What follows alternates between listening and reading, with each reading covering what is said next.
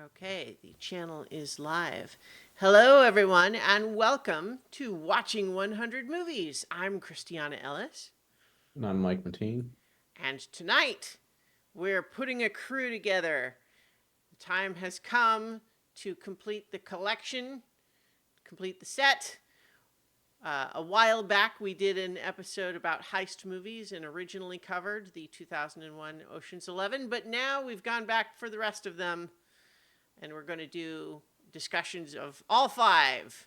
So that includes the original 1960s Rat Pack Ocean's 11, which conveniently for titling purposes is Ocean's 11 with the 1 numerical number as opposed to 11, 12, and 13 of the modern versions spelling out the number, only for Ocean's 8 to then go back to having the numeral for some reason. But, what are you going to do? So, Mike, But this I was yours. think interestingly enough, Mm-hmm. all of the posters use the numerics. Well, it depends on what poster you're looking at because the posters that I have pulled up right now, showing on screen for anyone who is watching, have it the way I just described, which is that the '60s ones, Ocean's 1 and then after that, Ocean's 11 spelled out, Ocean's 12 spelled out, Ocean's 13 spelled out, and then Ocean's 8 back to the number. Interesting, But their because different posters might do it in different ways. yeah, because all the posters I pulled had numerics. So either way, Mm-hmm. it's probably not worth a lot of. So they are the numbers that we discussed, Mm-hmm. and Yes. So a this was your suggestion. So we'll talk a little bit about why you suggested visiting these movies. so I was actually watching. I was on an airplane and I didn't I wanted to pick something that I could kind of like, I don't know, just something that could just kind of mind numbing, I guess, right? And so when I saw Ocean's 11 on the airplane, I was like, oh, that's perfect. Like, I can kind of fade out. If I fall asleep, it's fine. Like, I know this plot inside and out. I've actually watched this movie a lot, Mm-hmm. but when I am awake and engaged, like, it's going to be fun. It's going to be snappy. Like, the interactions are going to be cool, and I'll just kind of have a good time. So it just kind of fit with what I was in the mood for on the airplane. I started watching it, and I was like, and I kind of got into it again, and I'm like, Mm-hmm. I just get drawn into this movie, and I was like, man, I'd really like to watch 12 again. I was like, and maybe even 13. I was like, oh, and wait, there was that Ocean's 8. That thing was actually pretty interesting. It was Mm-hmm. different. And I was like, wait a minute, we have a whole forum where we just do that, Yeah. right? so so that's why I brought it up because I was just kind of daydreaming on the airplane of like it would be fun to go back and watch those again because I find myself really enjoying them for the most part, which we can get into some of the Mm-hmm. parts where it's like, Yeah.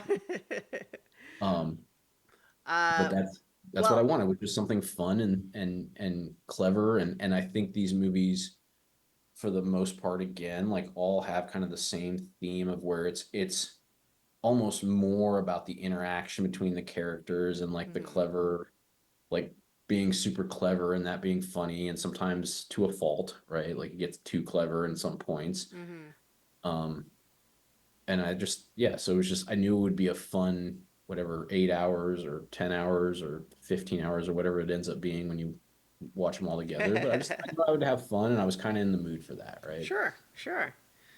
Well, good. Yeah. So I certainly agreed to it because I agree. I like watching these movies. Although I think, as we'll get into in more specifics, I think there was a little bit of a mistake in the sense that we discussed that we would both watch the original '60s one, but it sounds like I was the only one that did. But that's okay. And it was my idea, which makes me feel bad because I No. made you watch a movie that's pretty subpar and I did Well, not yes. watch it. So I think if there was going to be any of them that you miss, that's the one to miss because, yeah, we were discussing this a little bit before the stream.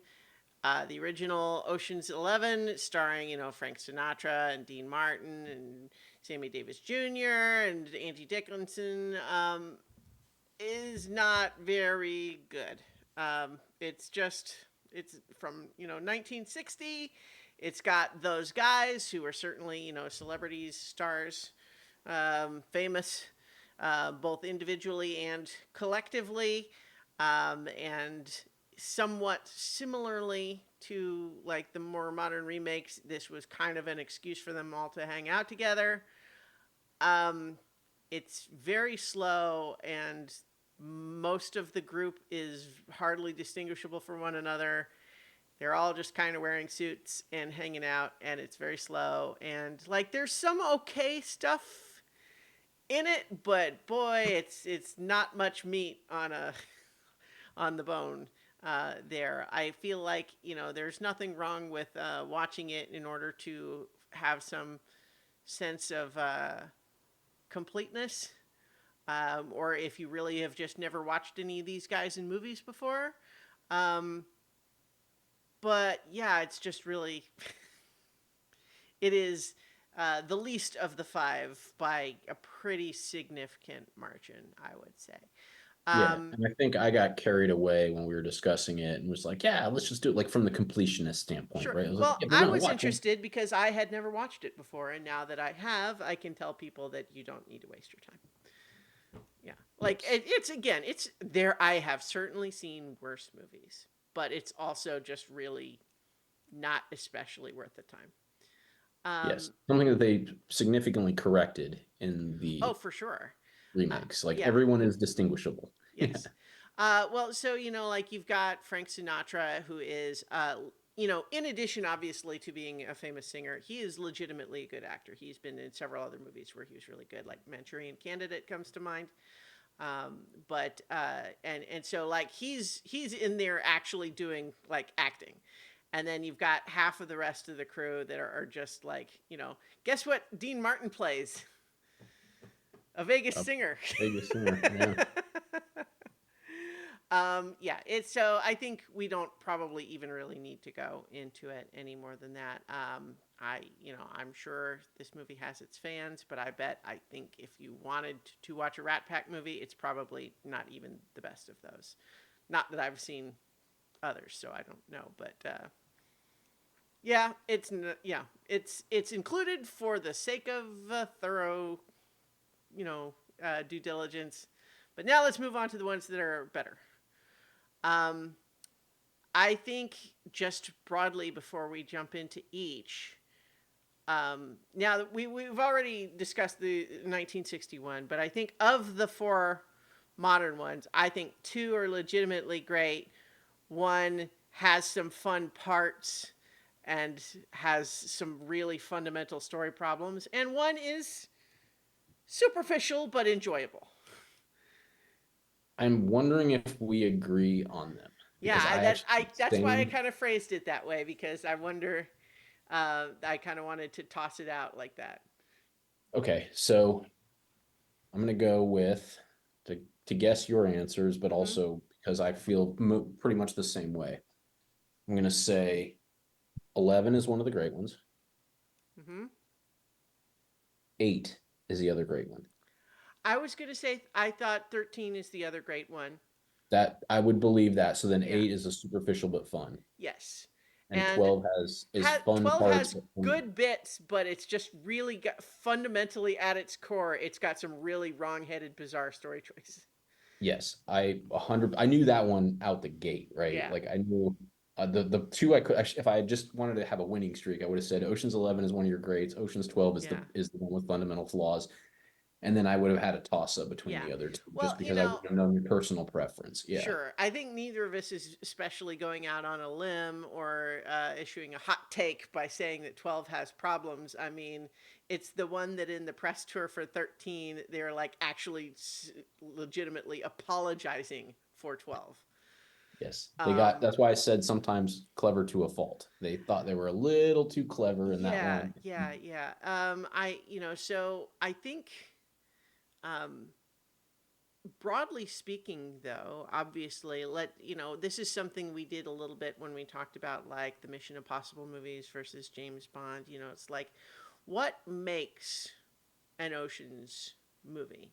like obviously for three of them we've got, you know, almost the entire same cast and the same director. But eight certainly still feels of a piece with the others, right? So what do we think are the traits of these movies? So I'll start laying down some, and then Hmm. you can agree or add or correct. I think one is honestly what we discussed, and what one of the flaws of the original Ocean's 11 is, I think, is a cast of very distinct characters with very distinct personalities. I Hmm. think is a characteristic of a good Ocean's movie. Yeah, I Uh, agreed 100%. yeah, like that's 90% of the fun is to watch the interaction Hmm. of them off of each other, and the just the banter and all of that, like the dialogue, that part is so much fun. Yeah. um Ocean's 11 didn't originate the trope, of course, but every movie that features a putting the crew together sequence since 2001 has been riffing on Ocean's 11. yes, yes, so it has a crew, I guess that's Mm-hmm. the way, it has a crew, but a crew of distinct personalities Right. Everyone's got that, their specialty. yes, they have their specialty, which means that to make it fun they almost have to be like hyper personas, Mm-hmm. like not just like Danny's the cool guy, but like Danny's like the ultimate cool guy, Right. right? you Mm-hmm. know you know these guys are whatever, they're experts in this, and they're also a little eccentric with whatever this trade is, but they're very eccentric in Mm-hmm. that you know um so that part's all fun. I think it needs to have a kind of bigger than life impossible heist Mm-hmm. Mm-hmm. um that doesn't go as planned. Mm-hmm. It needs to, let's see what else. I mean, it needs to be stylish. Mm-hmm. Like Mm-hmm. you need to dress cool, act cool, Yeah. be in cool places, like cool settings, like that. That's part of it. Let's see what else is there. Um, I'll toss out music. yep, All of them use a lot of musical needle drops montages. Yep, and actual sort of modern or pop music on the score, whether like actual, you know, songs or orchestrations of known songs yep. are on the score a lot rather than, you know, classical That's a movie good one. scores. Oh, and I think which ends up being one of the flaws of 12 is that it needs to have a big reveal at the end that, yes, the plan doesn't go their way originally, but then when Hmm. something else doesn't seem to go their way, Yeah. they have outthought them in game Right. theory, and there's a big reveal at the end about how they were more clever Yeah. than, We yeah, watch them planning most of it, but there's always some piece that they withhold from us for a surprise reveal right at the end. Just when it seems all is lost, turns out that was actually the plan all along. yes, Yeah. yeah. And 11, 13, for the most part, 8 do that really well. Hmm. 12 is too, Well, like it pushes it too far, and it makes yeah. it too ridiculous, right? So I think you named pretty much everything that I was going to say. The one other piece that I might toss in there, but like certainly as we'll get into, this is the one that is a little bit more variable. Is that by and large you need to personify the mark, the target.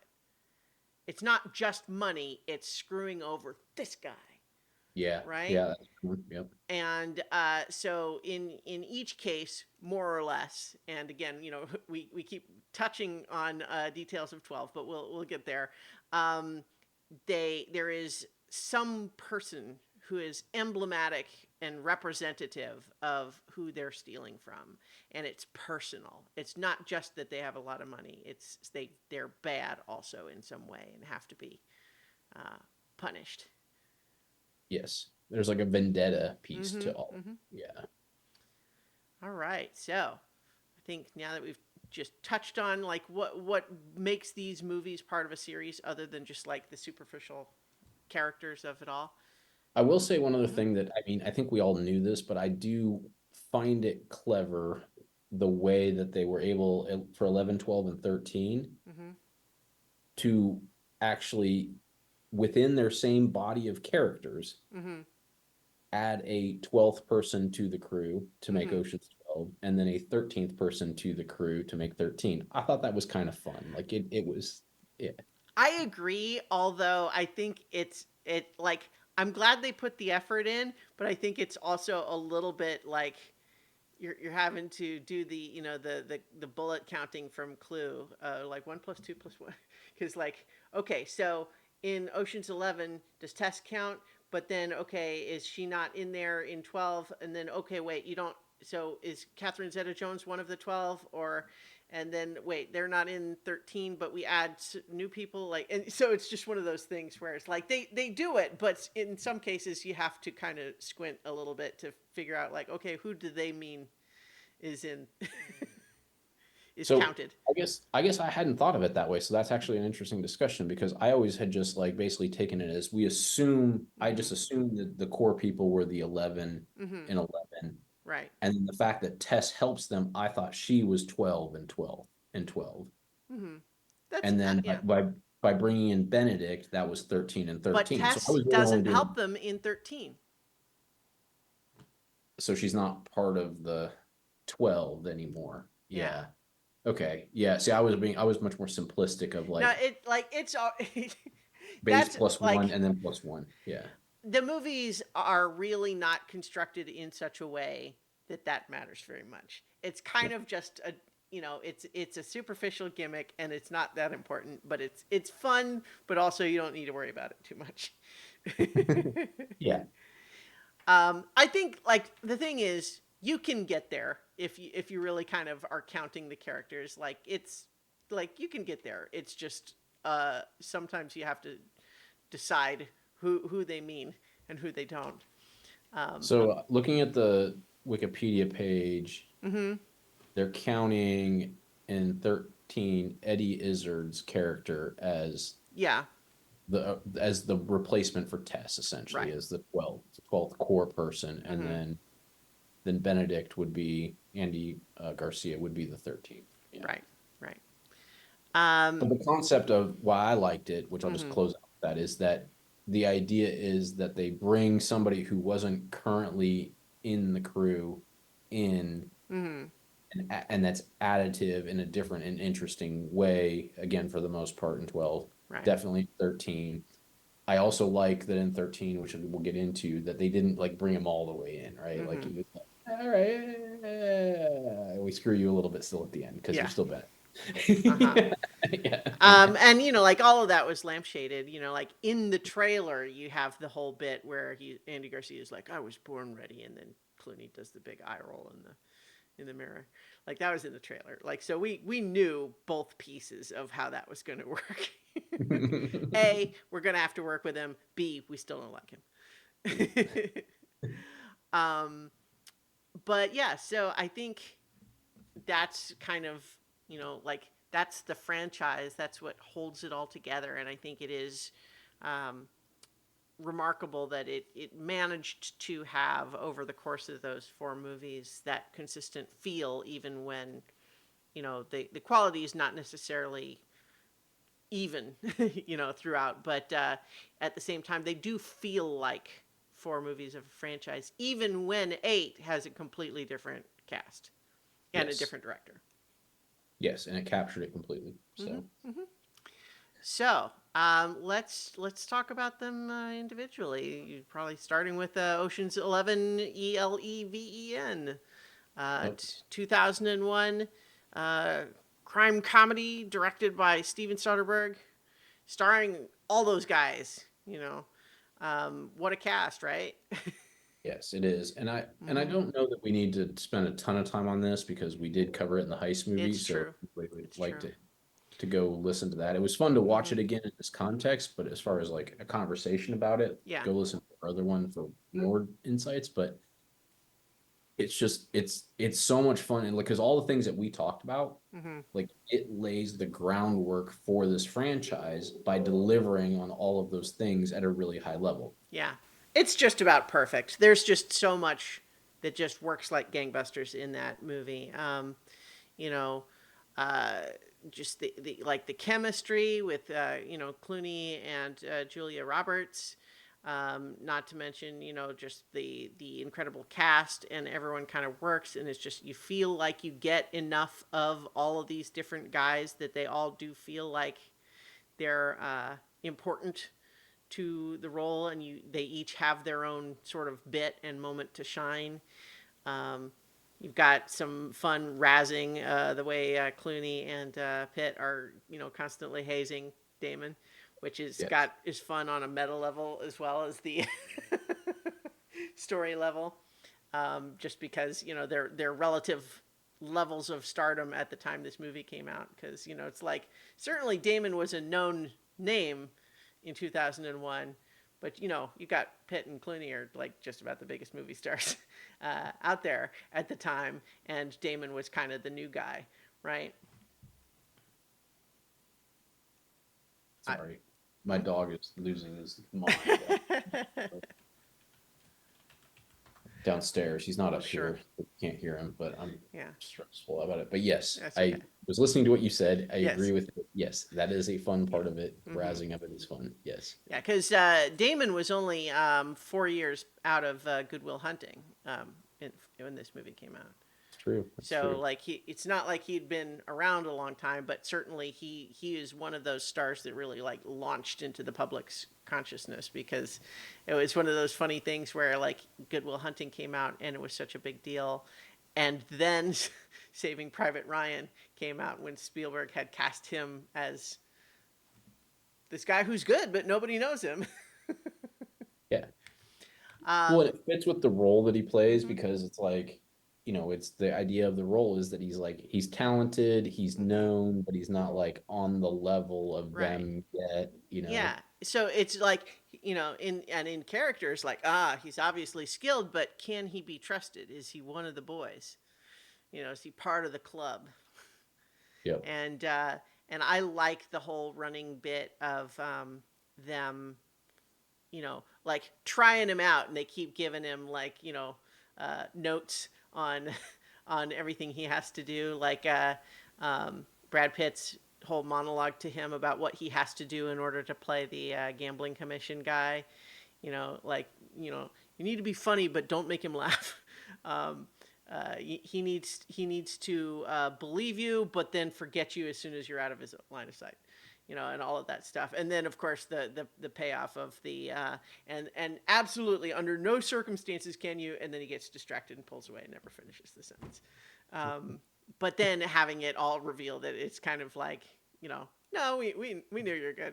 We didn't let you in on this whole plan. Yes, we did this whole little play acting thing, like Clooney and Pitt were actually fighting when when that was really and just like all of these guys just play so well together. Whether it's the bit where Damon and Clooney, like, did they bring the batteries for the little detonator? Is it working? What's going on? And then you've got Cheadle doing that ridiculous accent with the nonsensical rhyming slang, Yeah. like because he's using made up rhyming slang, right? Like, Yes. I mean, because rhyming slang's a thing, but he's not using real ones, I don't think. Not that I'm aware of. Yeah. Yeah. So that's kind of funny. Although I wonder, like, do do British people not like it because he's such an extreme uh, accent like that? He's kind of I making fun. I don't know. I've never actually like asked them. So Hmm. But yeah, and so in any case, as you said, we did discuss that one already. We have our previous episode, so if you want to hear more about our discussions of that, but this one sets the template. I think it is one of the perfect illustrations of when a remake of an old movie can be great. You take something that has some juice in the concept, but maybe wasn't executed especially well, and then you perfect it. I think that's what Ocean's 11 here does. It's just great. I could watch this movie over and over. yes, that's why I picked it on the airplane, Yeah. which prompted this whole thing. Yep. All right, so let's move on to 12, which certainly we've kind of touched on briefly as being probably the least of these, the 1961 accepted. And I'll just say right off the bat, what a mistake it is to have the drive of the whole movie, the motivation, be to give Andy Garcia all his money back plus interest. What? Yeah. What? You're invalid. So the whole first movie is supposed to be great because we ripped off this awful guy, and then now he's scary, so we're gonna pay him back plus interest, and that's the drive for the whole movie? That sucks. Yeah, I had to, in order to enjoy this movie, I really had to like lean more into the competition with Tallur as Yeah. like the drive, Mm-hmm. as opposed to like paying back Benedict or Andy Garcia, because it's so flawed. And if they could have gotten a better way to get them into competition with Tallur, Mm-hmm. it because they had other reasons they could have done, right? Like between with Yeah, I mean, I'm sure that I I can only hypothesize that they were thinking we need a reason for these guys to all be willing to work together again when they supposedly have all this money from the last time, right? Because it's one thing to say a few of these guys blew through all the money already and still need more, and maybe you have some of them who are just addicted to the juice, like in Heat or whatever, and they can't do anything else. But all of them, like I think that's what they're thinking is that they need something else to justify why they would all work together again.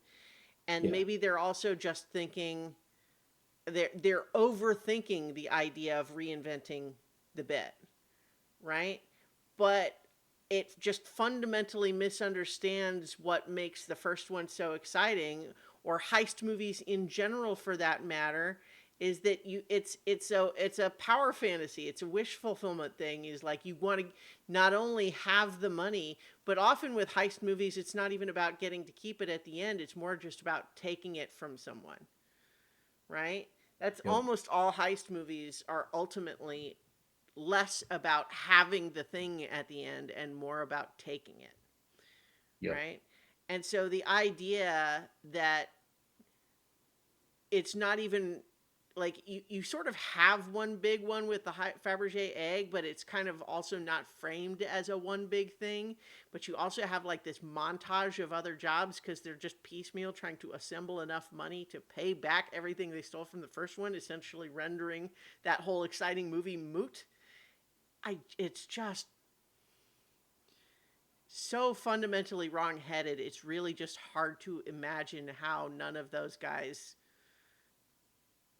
put the push the brakes on that. You know what I mean? Because people talked about like, oh, this movie's just them hanging out with each other because Clooney had a villa nearby where they're shooting everything, and it's like that's probably true, but that's not the problem with the movie.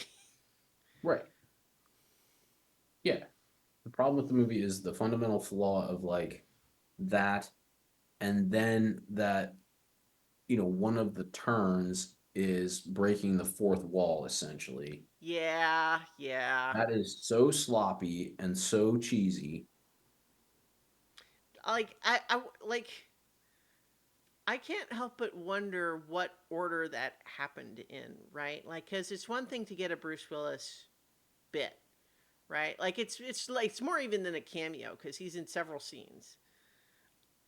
But and Bruce Willis is not unwelcome, but you can't help but feel like him being in service of let's have Tess, who's played by Julia Roberts, impersonate the real Julia Roberts who also exists in the fiction of the movie, because in the movie Tess Ocean just happens to look like Julia Roberts, who is an actual famous actress. Like that's such a weird choice, Yeah.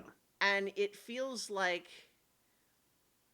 the only justification for Bruce Willis to be in it in the way he is to say, okay, well, if we're having her pose as a famous actress, what if someone else who knows that famous actress shows up, right? Like, so that's the tension of those scenes, so to speak. But I can't help but wonder, like, did they kind of reach out to Willis and say, like, hey, we want you to be in it? And he's like, sure, doing what? And then they said, I don't know, what if you played yourself? Like, like I don't know. It's again, it's another example of it Well, just, it, and then to even take it one step further, which this movie is convoluted as hell at the end because of that. yeah, But if I'm piecing it together right,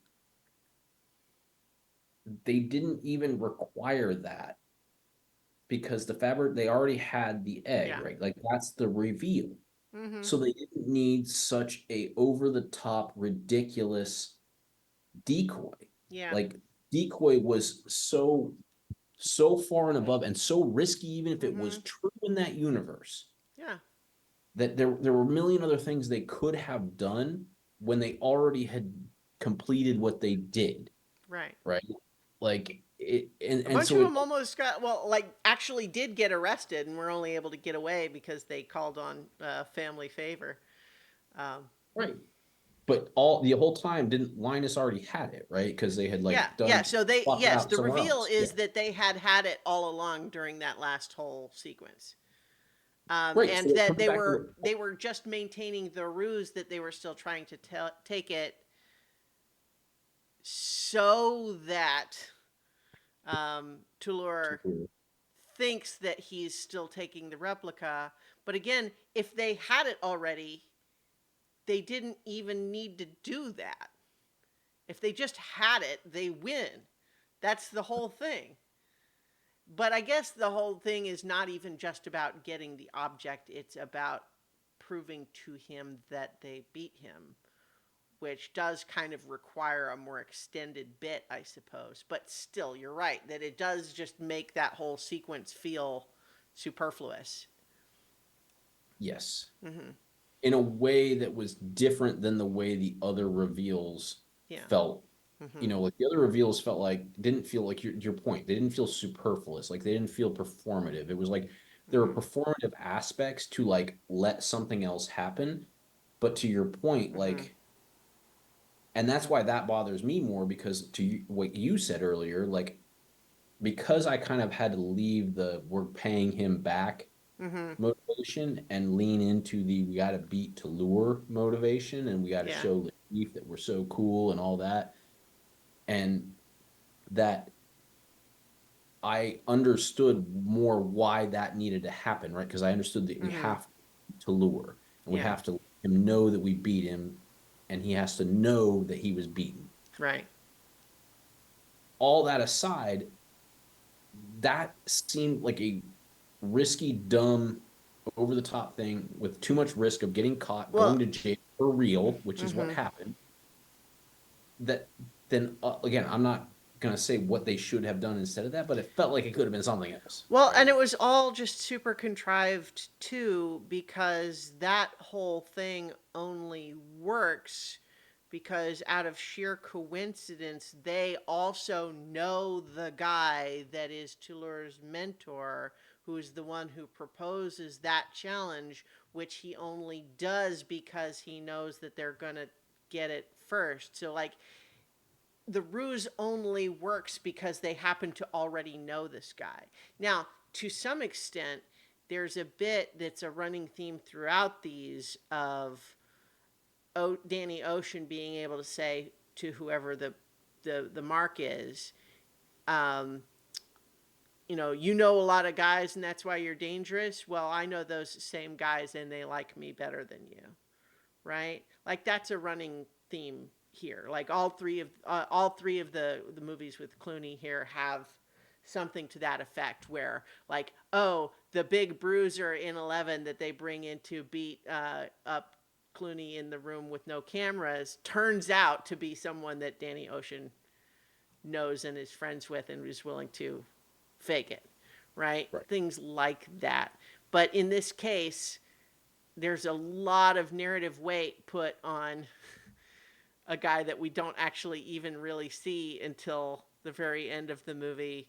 At which point, I'm trying to remember. It's who is it? It's a famous actor that I'm forgetting now. Ends up playing the guy. Catherine It's the Zeta-Jones. chief if you're looking at the Hmm? if you're looking at the cast list. It's whoever plays Lashif. Let's see here. Um, I've got the yeah. So yeah, because I've got the like the Google list up here, not the IMDb.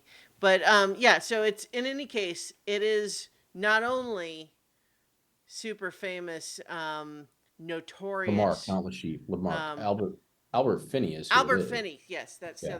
that's who I was And thinking of. it's Lamarck, not Lashif. Right, Yeah. but so in any case, though, he hasn't really been in the movie, except that not only is he the mentor of the guy that we're struggling against, not only is he someone that our characters are already know and friendly with, but also he's the father of Catherine Zeta-Jones, the cop that's going to try to stop them.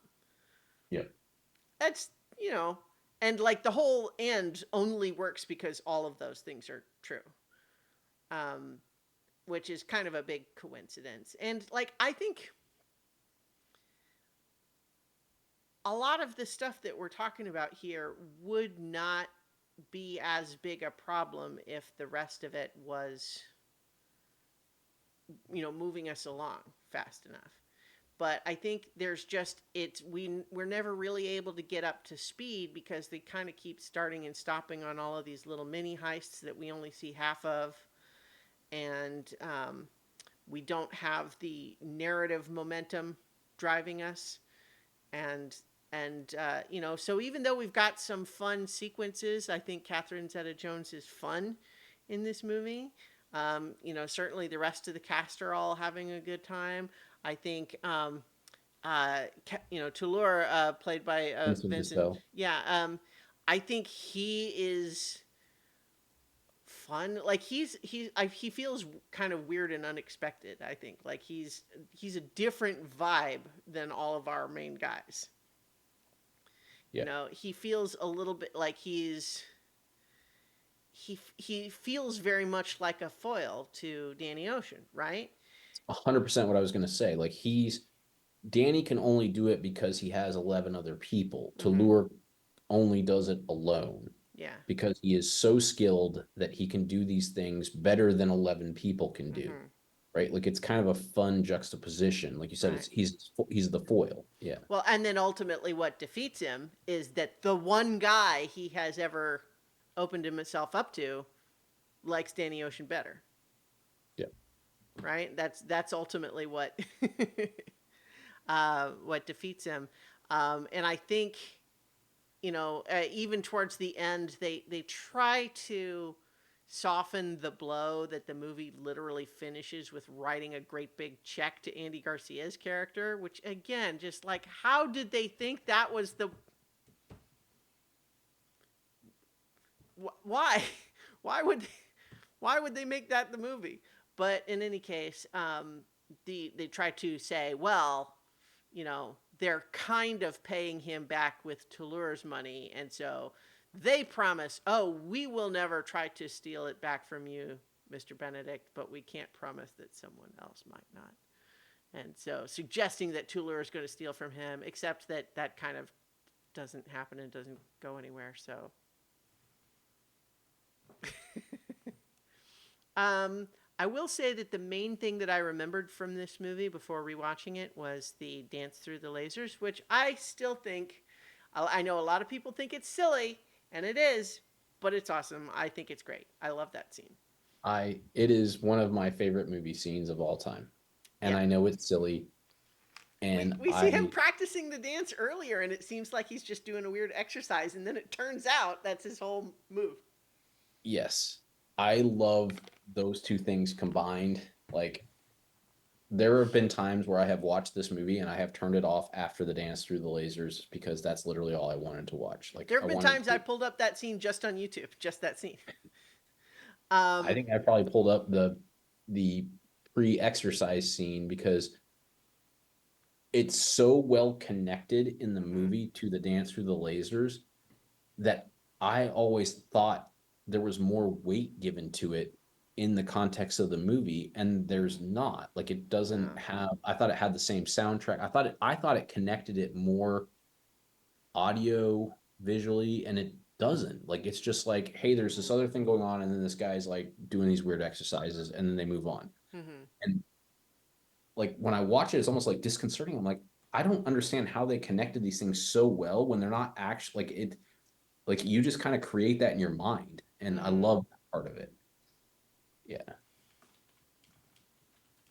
So that part of the movie makes the whole movie worth watching in my mind. But Mm-hmm. yes, there are some flaws in the rest of the movie. Yeah. Yeah, yeah. I think it's also just interesting too that that it's not about memorizing the pattern because it's randomized. It's just literally he has to be able to move Go with the well flow. enough to Yeah. just whatever it throws at him, he can do it. Um, and then of course, this is something that's not, worth holding against the movie because every movie of its time and many since have always done this. But of course, in the real world, you can't see lasers. So a laser grid is full of a bunch of invisible beams that you cannot see, and so it makes the whole thing kind of nonsense. But of course, this is far from the only movie to There do that. actually is one movie I can think of, and I think it actually has Catherine Zeta-Jones in it. When it's her and Sean Connery. Entrapment, but you still see the lasers in that one, I think. No, but they had to create a like a special spray that Oh like yeah, yeah, yeah. So I mean, I think that they at yeah, least there's certainly acknowledged. movies where like they Yeah. justify it somehow. Like Yes. there's a fun gag in Metal Gear Solid. I think it's actually the first one where the lasers are invisible, but you have cigarettes as an equipable item that you can use to breathe smoke out to reveal the lasers. Yeah. Same concept. Yeah. Yeah. But yeah, and then there are some movies where justify it where like, oh, you've got special glasses that can see them or somehow or whatever. But yeah, so like it's not a big deal. I don't I'm not really marking that against the movie, but it is just something I notice every time I see visible lasers, especially where it really matters whether the character would be able to see them or not. Because there are some times where you can just say like it's sort of just a fourth wall thing, so that we know it's happening. It doesn't really matter in fiction whether they see him or not. But in any case, 12 has some good bits, one great bit, and some just really boneheaded story decisions that it seems like should have been obvious from the first draft of the script, and it's incomprehensible to me how they finished the movie that way. Agreed. Yeah. All right. Let's move on to 13, where they course corrected right back to making it very much like the first one, to its benefit. Yes. I mean, they corrected, to your point, the concept of how do we get them all together. And this Mm-hmm. time, rather than doing it out of like punishment from Benedict, they Yeah. do it out of rallying around Reuben, Mm-hmm. Mm-hmm. which was a much better idea. Yeah. Yes. We introduce, so it is a classic trope, but one that frequently is very effective. Is that you introduce a new bad guy who's so bad that you have to team up with the old bad guy, Yep. right? And Pacino, right? Like, I think Pacino has been bad in some things. He is not universally great, but he is always universally himself, and this is exactly the sort of role that he is super fun in. Yes. Um, and so having him make some choices with it, like those sunglasses that he wears all the time are crazy.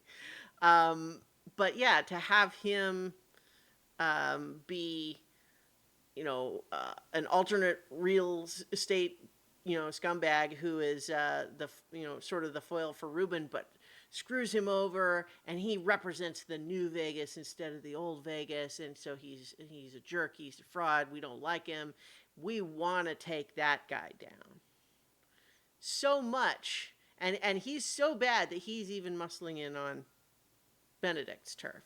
That's why they Yep. bring him in too. And so like that's all good. That's good. That is it's right back to those like elements of like why do we care? Why do we Yeah. care that the characters are doing this?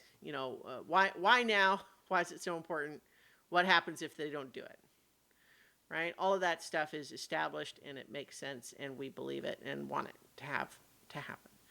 Right? So all that's, back under control and now it's just about planning the new thing, right? Because they definitely don't want to just make Ocean's 11 again, right? So they want there to be some different element, and I think the big gimmick being like it's not even that they want money, or it's not even so much that they want to take it from him. They just want him to fail so that Ruben gets, made whole, Right. right? Well, and the other thing that this does well compared to 12 is it uses Andy Garcia's like sort of like just the charm, but like I'm still kind of a dick, like to Mm-hmm. the right, as opposed to like just being like, hey, I'm not going to kill you. You got to get my money back. Mm-hmm. Charm, I'm a dick. I'm going to help you, but only if you go do this extra thing. Yeah. I'm going to make your job a little more complicated because Mm-hmm. I really want to hurt this part of him. Yeah. And like that works in this context. Like you Mm-hmm. see that out of Benedict of like, yeah, I got you, but I want something more, right? Mm-hmm. And the simplistic version would have been what happened in 12, which is like, well, I want a larger stake, right? Or I Mm-hmm. want, you guys can do this and you can take whatever Ruben needs, but I want the rest. But no, he doesn't do that. He takes an Mm-hmm. equal share, but with the additional like challenge, Mm-hmm.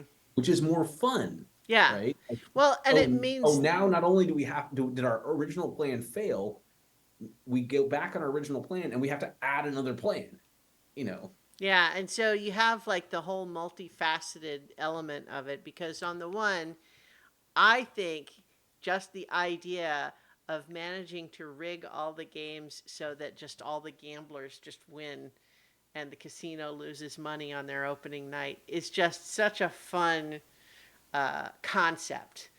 And, we could quibble. See, this is a perfect example of something that, like, if the movie left us of a mind to look for nitpicks, probably you could quibble with the plausibility of that piece of it in particular. Right, that some giant magnetron or whatever could like make that happen or whatever Or does it, well, like it's supposed to be a little thing that's different from each time, but it's just like casino games are so controlled that like even with their whole it does feel like it's a stretch, but the movie sells it to us. Like it makes them go through so much work that we buy it even if it does still feel a little bit like, well, they earned it narratively even if it still doesn't make logical sense. Yep. Um, Speaking of which, just the whole subplot of them having to infiltrate the plastic factory that gets used to make the dice, and then him getting involved with the unions there, and then having that eventually be resolved because the whole dispute is over like $30,000 or something like that. They said, "Well, let's just pay them, so then they'll go back to work." That's I think I love that whole subplot. That's fantastic. Well, and it goes back and fits with your point about the heist movies. It's Mm-hmm. about like the big win, right? Yeah. Like, and so it's kind of poking fun of like $30,000 payment is a big deal to most people, but these guys are dealing in hundreds of millions. Like, Mm-hmm. what are we doing tinkering I, around with I 30 think grand? Like, and the gag was that it's $30,000 for the whole factory of workers. That is the right, total amount of money being asked for. right, which is Yeah. which when you're in that Mm-hmm. heist movie, like, Right. sort of mindset, like when you've sort of transported yourself into like, Mhm. I want to be one of these guys, right? Who's like stealing the hundreds of millions. Like you have to like take a step back and be like, yeah, 30,000 is like, is like change on the Rusty's restaurant screen. Like, tab is higher than that. right. Yeah. Like it's just such a funny like call out of like, Hmm. hey, Yeah. y'all, you're by the way, 30,000 sounds like a lot, but remember, you're buying into being part of this adventure for hundreds of millions, you Yeah. know? Well, and it's about, this is like the whole theme is about like let's take down this rich guy and give it to the little guy, like give it to the, every all the people. So, everyone winning at the gambling, rewarding the workers at the factory. Giving away Um, Benedict's share at the end. yeah. Yeah.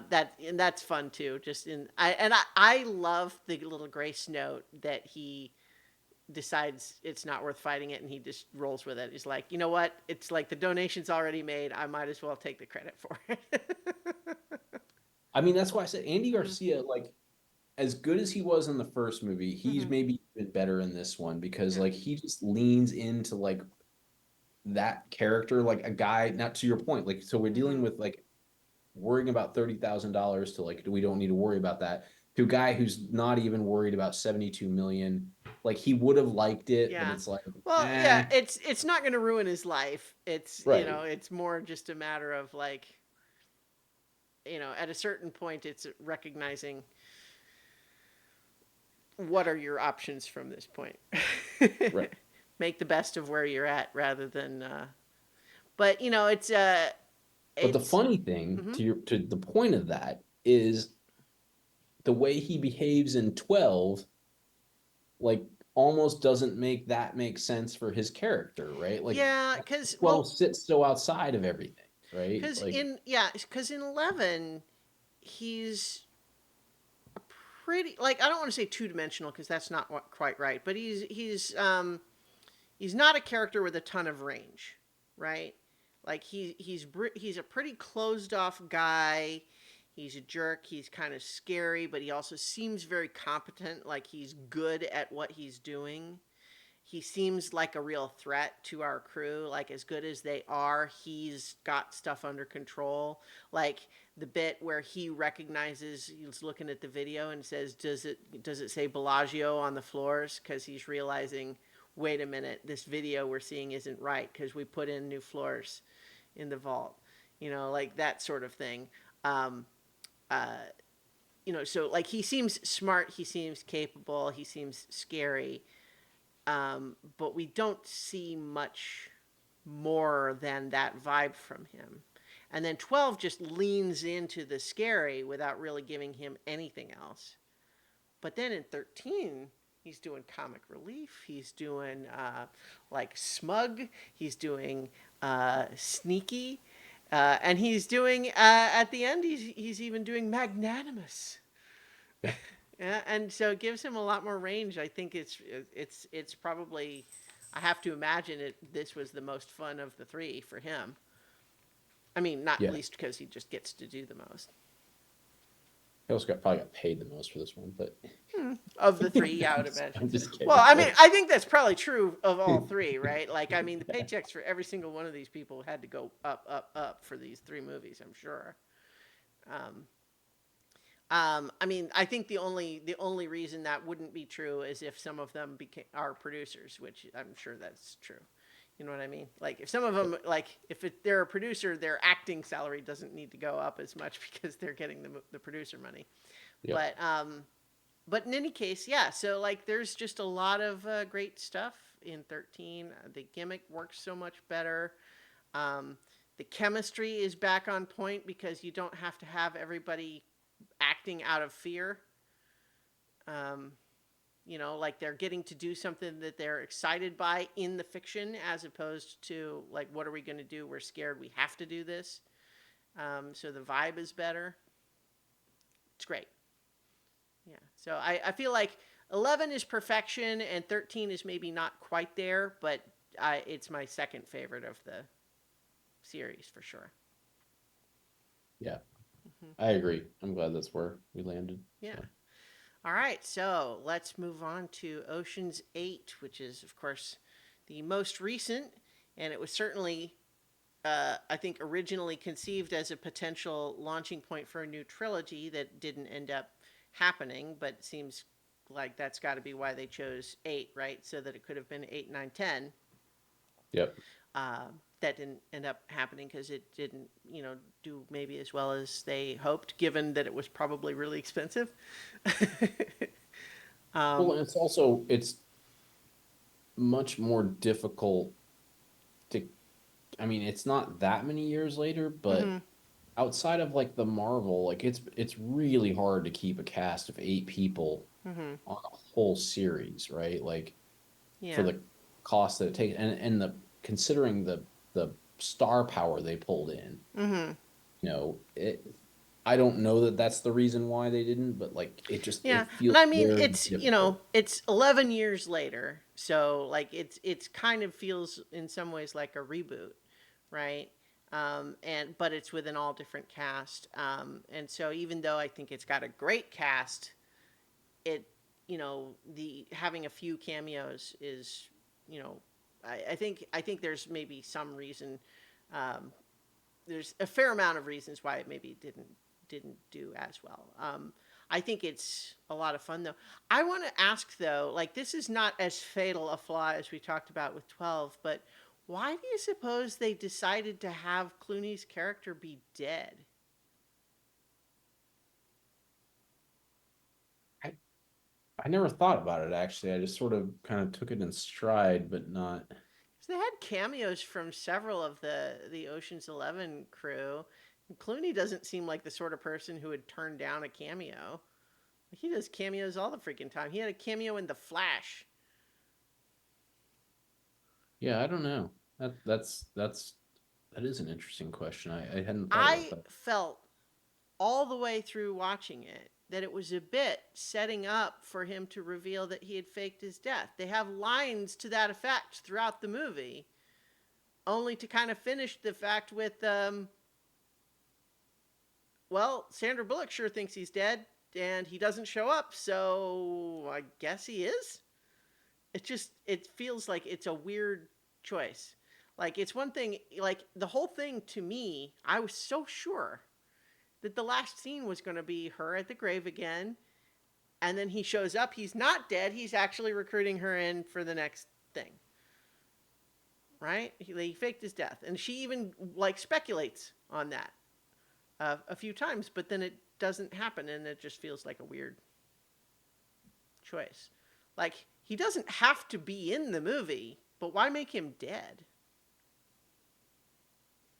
Wonder if maybe those two things are related. Like it was meant to be a reveal in a sequel that they were like holding back and then just never got to. Yeah, I mean maybe, but they certainly could have done that. I suppose if they had made Ocean's 9, they didn't do anything in 8 that would have prevented them from doing that. I I don't know. wonder if it was just the sort of thing where they kind of weren't sure if they were going to have him show up or not, and they just figured that they could end it either way. But it takes what could have been a really fun cameo and makes it into sort of an awkward, like, oh wait, he really is dead. That's how it felt for me anyway. Because it's Hmm. one thing, it's not even like I'm sad that he's dead. I was just so surprised that they didn't do the reveal I thought they were going to do.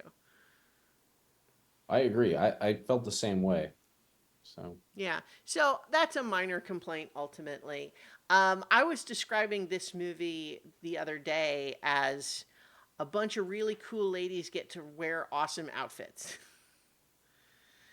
Um, which that's you wouldn't have felt the same way about like the Oceans 11 through 13, but like they have some pretty nice suits.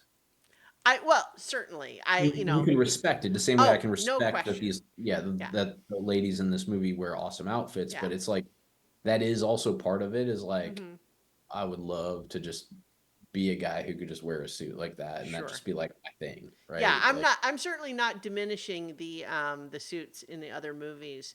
But I also think that like in this movie, it's not even just that they have nice suits. Is like they get a variety of cool outfits. You know, they have their whole Met Gala dresses and then the various different, you know, well, and I think costumes and that's where the everything. I think that's where the difference is between the female version, cast version, and the male cast Hmm. version is like the appeal to us males is like just the very standard, like Hmm. that's a nice suit. Sure. Whereas on the female side of it, it's like I want cool things for different occasions, Yeah. right?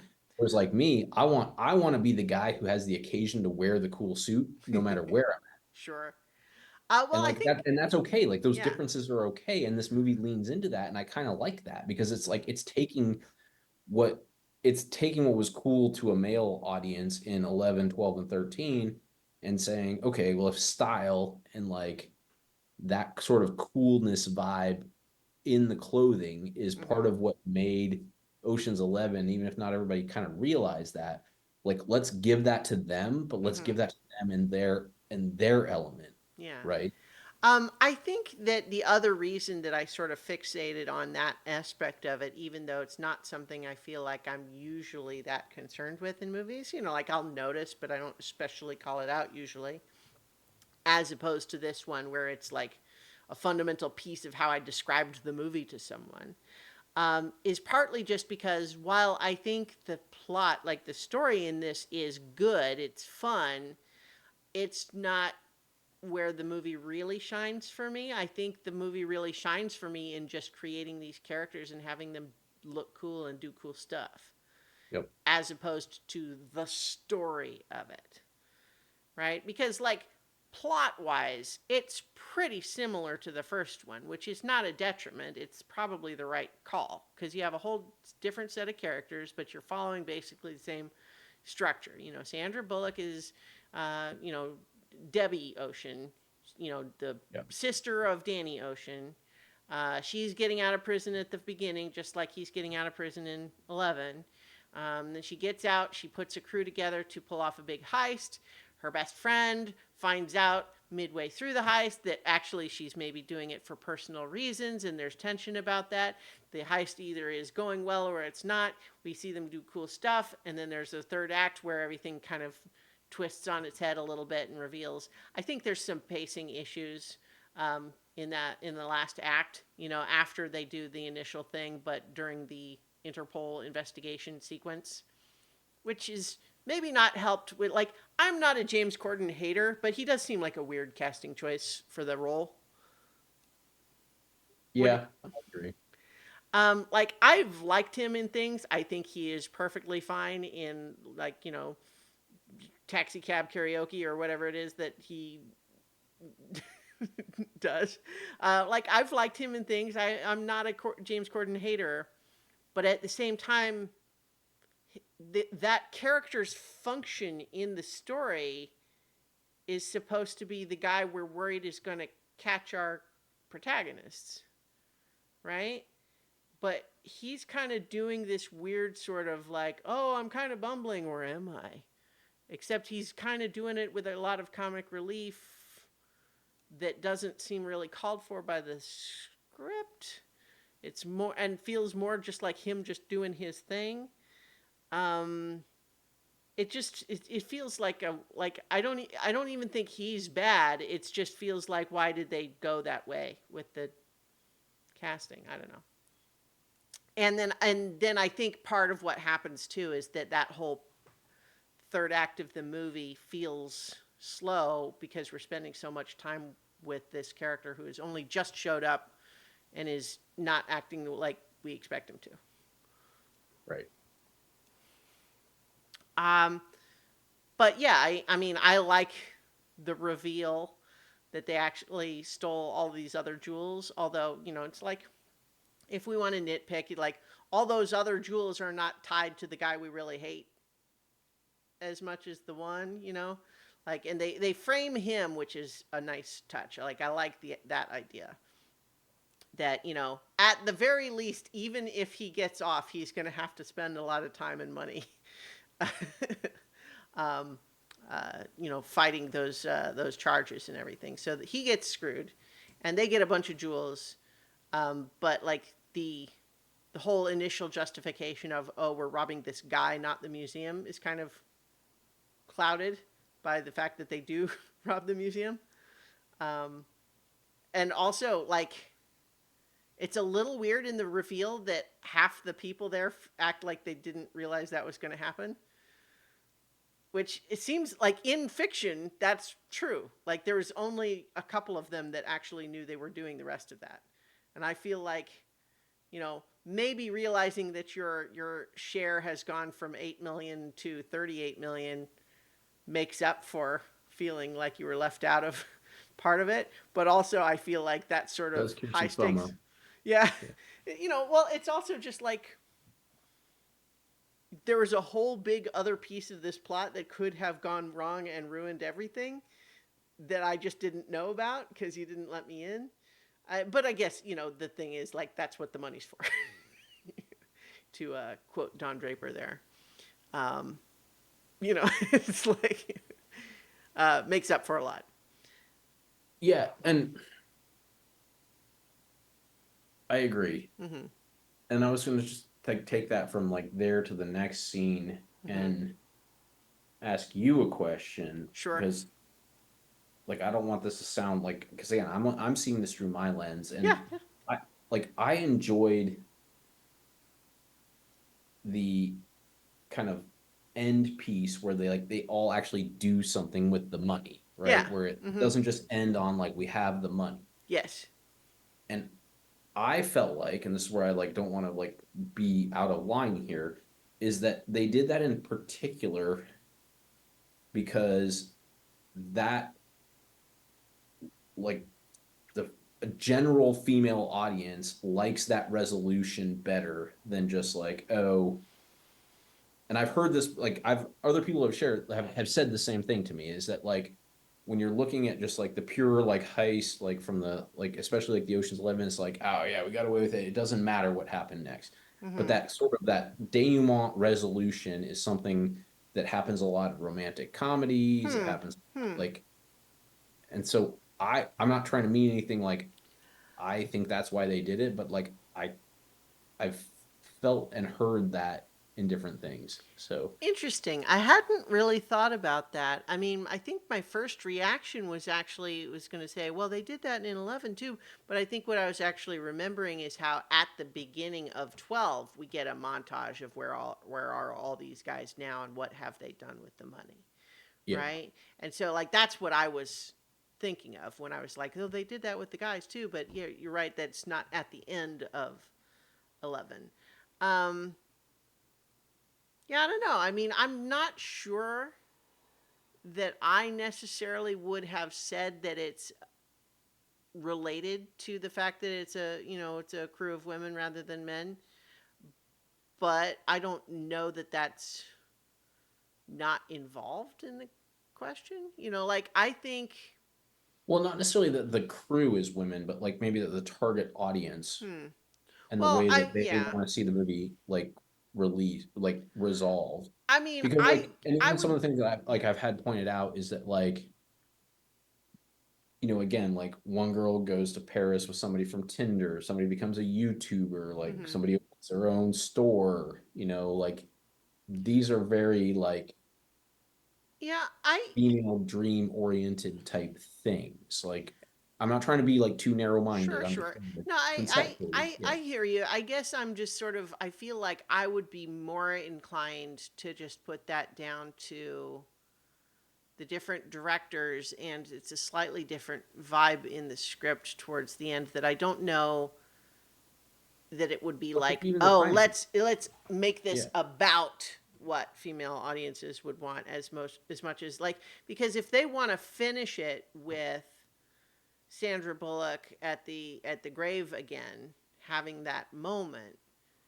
that is the sort of the coming down moment after the thrill of the victory, it does feel like you can't go straight to that from the apartment with the jewel reveal, right?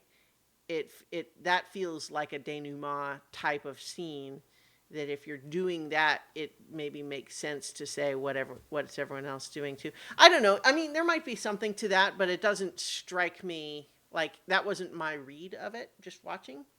Yeah. And Um, and that's why I just sort of posited it out there. mhm, And the other thing might just be the fact that like at whatever it was 16 years later than the original movie, like mhm. maybe that's just how Well, it's a different more director too, right? So, a different director, mhm, but even just movies in general may have moved towards that. Not that female audiences want that, but maybe mhm, like that's just where movies more naturally feel like they should end unless there's mhm, like a like that wrap up like of where everybody went. mhm, Because remember, this is all, post,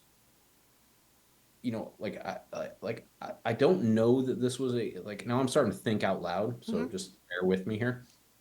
I don't know that this was a cultural changing moment, but it might have been.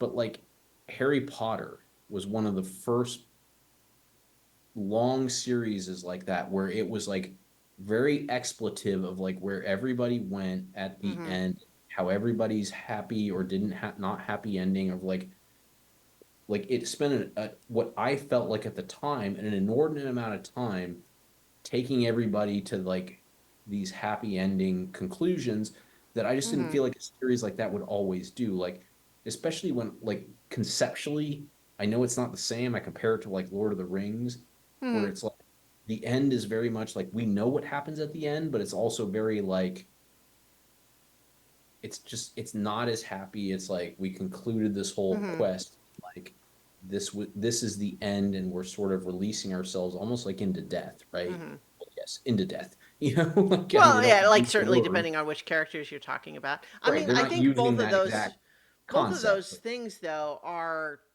each true of their respective source material, right? Like the movies are But that's what doing I'm what talking the about. books are Harry Potter doing. books, like reading the Harry Potter books. I Mhm. remember reading that last book and saying, this feels different than a lot of things I've read or watched in like how far it kind of takes Mhm. everything past like the story that we're in, as opposed to just leaving it and just saying, either the very simplistic and they all lived happily ever after, or the more like, hey, we're stopping at the end of the story and like your mind gets to take it wherever you want it there. But it was Mhm. very descriptive of like what happens next. Sure, sure. And I I started to feel like more and more stories have done that since then. And I don't know that it was the source piece of that, but it feels kind of like a cultural moment to me, just as I um, talk out. yeah, Yeah. maybe. I'm not sure I can think of another example though.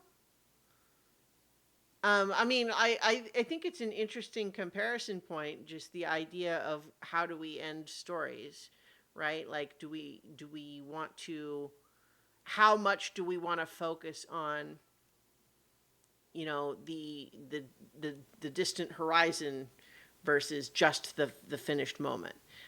Because there are certainly lots of movies, like, for example, Ocean's 11 ends with, they're just watching the fountain. They did the thing. The end. Right. Right? You get to Um, imagine what they all went and did with the money. Yeah. right. Um, Star Trek Discovery just finished, and without going into specific details about the finale, which a lot of people may have not watched yet, it does feature an epilogue set after, some time has passed after the end of the primary action. Um, yeah, I don't know. I mean, I think at least when we're talking about Ocean's 11 versus Ocean's 8, we touched on the idea of the heist movies and the idea that often it's more about screwing over the guy we don't like than about having the money, Mhm. right? But I think just the way that it's framed in the story, I think each ending is more about what the characters want as told throughout the movie. So it's not just the end, because Ocean's 11 is really framed more about the idea of it's not the money, it's can we do it? Can it be done? Right. I've got a plan so audacious and I feel like it'll work. Is it impossible? I don't think so. I'm going to prove that it can be done. And then once we have shown that it can be done, the story is over. Whereas Ocean's 8 is less about like this is some unique challenge that we will either succeed at or fail, and more about each of these characters has a desire to do something, right? Because like Helena Bonham Carter is in financial trouble. Several of the characters are like when they're recruiting everybody, they're recruiting them on the basis of what could you do with all that money, right? So that I think what would you do with all that money is baked in to the characters throughout the movie. It's not just the ending. But it's at the same time, it could be that they focused on that throughout the story in order to support having that ending.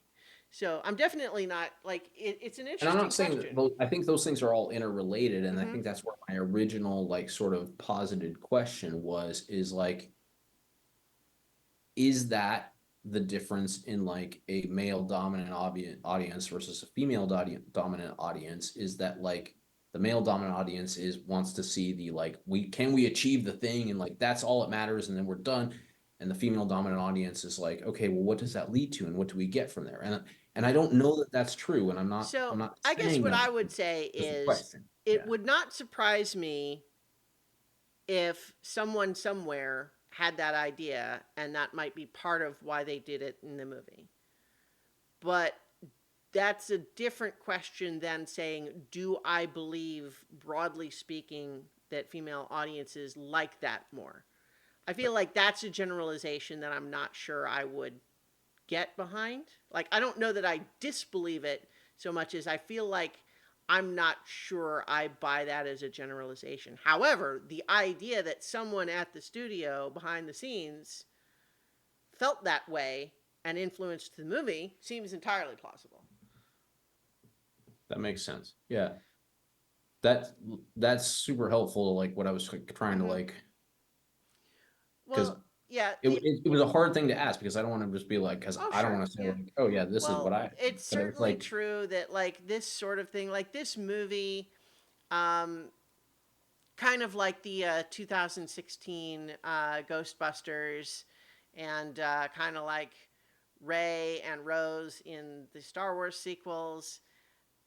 There's a segment of the audience out there that is just going to have a problem anytime you have prominent female characters having an effect on the story. It's just an unfortunate fact of the world.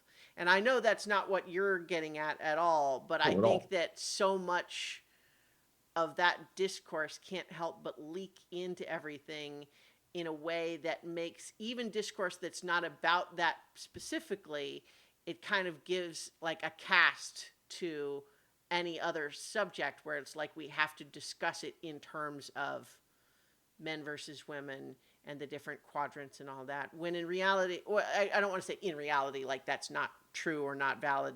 It's more just a matter of like studios want everybody to go see these movies, right? Like it's one thing to say our data shows that the previous ones had mostly male audiences and not as many women, and we would like more women to come, right? So, how do we do that? But at the same time, I mean, by the time you get to the ending of a movie, people have either bought their ticket already or not. Yeah, but then the word of mouth, the carry on, all that stuff. But Yeah. and so yes, I'm putting this forth in like a totally like, as you've already Yeah. accepted, like, yeah, this is a just more of a conceptual concept discussion. Like I have no issue with it at all. I thoroughly enjoyed this movie. Mm-hmm. I Yeah. was It's, happy yeah. that I So, watched this movie in the theater. I've watched this movie twice since then. mm-hmm. Like I would probably watch this if it came on. as often as 11. I would probably watch Mhm. it with the same frequency. Like it's Mhm. on par in certain ways. Like you said, it has some superficial things. It's just there were some things that were different that I was unable to pinpoint if it was a time frame difference or if it Mm. was audience difference. And honestly, like the thing I put there earlier sort of kind of clouds that in what I think they did really well with the style stuff is that they actually, like again, like I talked about, they took what was like cool to men with how Ocean's 11 was styled, Mhm. and then when they got a female cast, they said what's cool to women and gave them that style. Mhm. And I think they did a great job with that. Like I'm not offended or bothered by any of that. Like I loved that. I And so mean, if we're going it to started to find make me trends in yeah. general, I think the trend that we can point at even before we get to the ending is the 20 teens thing of the girl version of an existing franchise, which I'm not, I say it in kind of a derisive way, but I'm not indicating that they shouldn't do that. But I just mean that it's not the only movie that that was kind of a thing with, right? Like it's like Yeah, also let's true. look at some of these existing franchises that have historically been mostly dudes, and let's show that it doesn't have to be mostly dudes. You can Yeah. have the girl version. And again, it's kind of like I think that there was certainly a moment where there was a bunch of movies like that. You know, there's the Ghostbusters, there was, Bridesmaids, um, showing like that you can have the girl version of the raunchy sex comedy, right? Like Yep. it's there was a lot of that kind of going around. So I feel like that was certainly a trend that this one was jumping in on.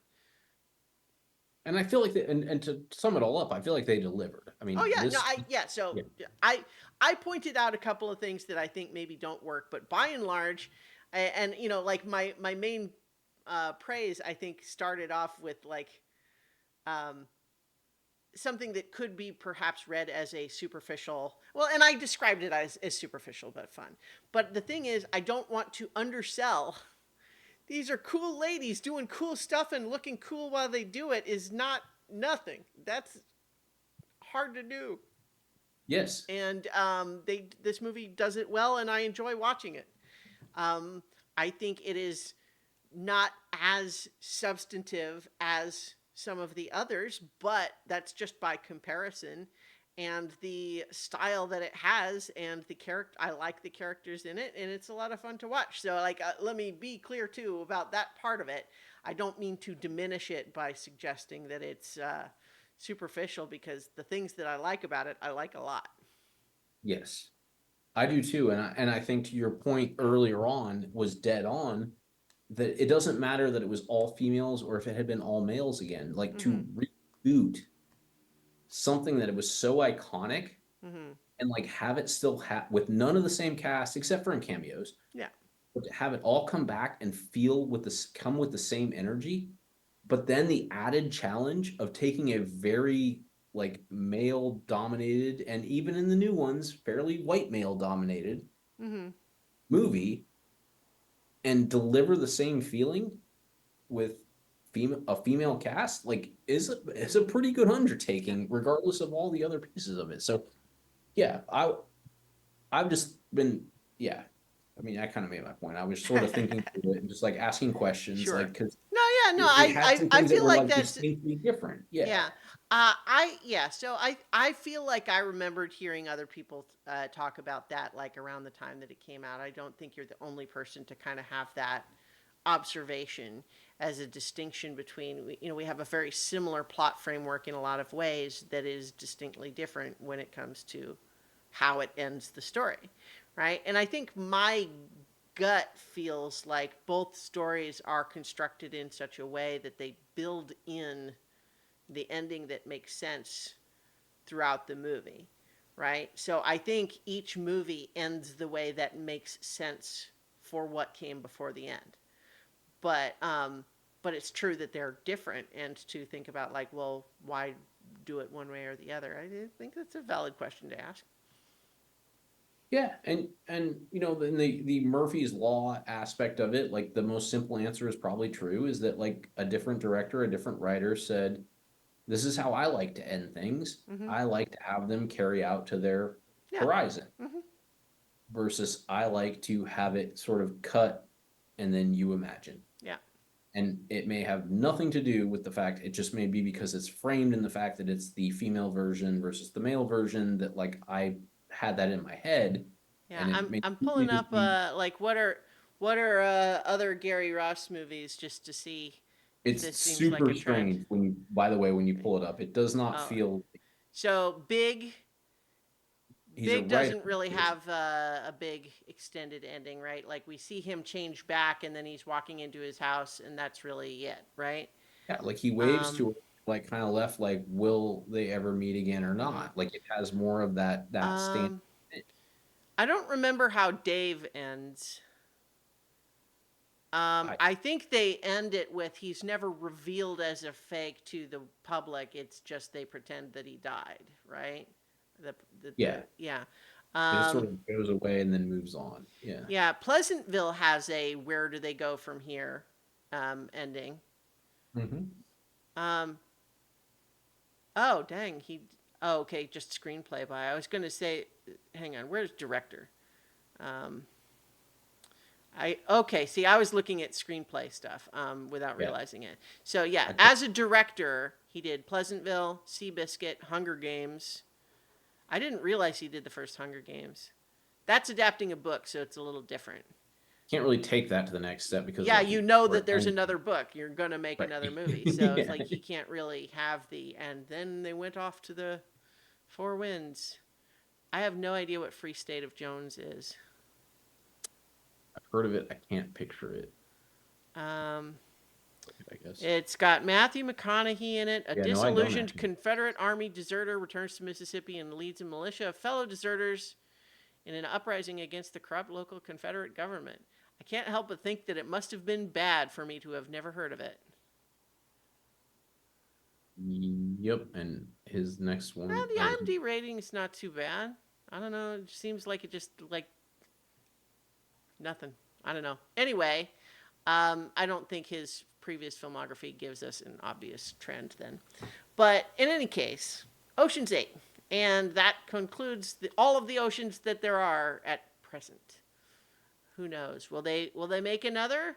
We'll have to see. They definitely didn't decide to go 9 and 10 with what seems like they might have really been setting up for a trilogy that just didn't kind of make the money necessary to pay Sandra Bullock and Kate Blanchett and Anne Hathaway and Helena Bonham Carter and Carter. and Rihanna and Aquafina, all of those people. Yeah, Aquafina is probably of all of these casts is the one that kind of just kept getting bigger from this, right? Like she's been in a lot of stuff. She's arguably overexposed now. Like I like her, but she's in a lot of stuff in the last couple of years. Um, so I don't know, but in any case, it's a great cast. They look great. They're cool on screen, and I enjoy the movie. But so if you have anything else you want to touch on the Ocean's movies, or shall we discuss No. our next plan? Let's discuss our next plan. All right. So I had some vague ideas about maybe doing like other Orson Welles movies other than Citizen Kane, and I still feel like that might be fun to do at some point.